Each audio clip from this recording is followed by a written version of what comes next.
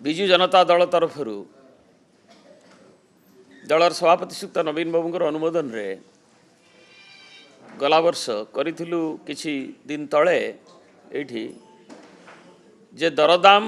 वृद्धि आज सबु स्तर रे जनसाधारण को अतिष्ठ कलाणी एवं आम खाद्य सामग्री रे 9.4% मुद्रास्फीति हार रही बेले आमे सामग्रिक भाव में देखा जे ओडिशा रे ए दरदाम वृद्धिर प्रभाव 5.6 होइछि एवं ग्रामांचल रे ता अधिक रोचे एवं गाँ गहली रे सबु नित्य व्यवहार्य पदार्थर अहेतुक दर वृद्धि बढ़िला बेले आकाश छुआ है बेले ताहा गरीब लोकों को बाधुची एवं निम्न मध्यवित्तर तांकर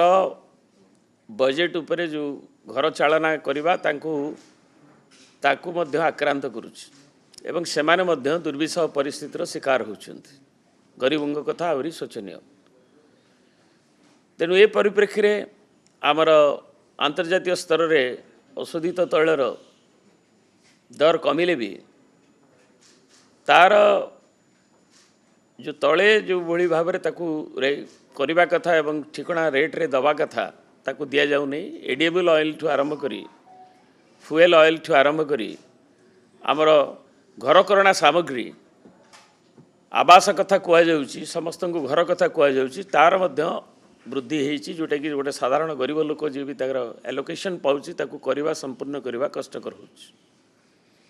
तेणु यारी विरुद्ध रे जो अहेतुक दर वृद्धि विजु जनता दल जो आह्वान 6 तारिख रे भुवनेश्वर ठारे करने कहूँ से संपर्क में आमर गहन अच्छा आमर श्री संजय दास वर्मा आवाहक कार्यान्वयन कमिटीर प्रताप बाबू मीडिया सेल प्रताप जेना अच्छा युव सभापति अच्छा एवं श्रीमती प्रमीला मल्लिक आमर मुख्य सचेतिका अच्छा विशिष्ट नारी नेत्री एवं से माने ताकू इलाबोरेट करेंगे।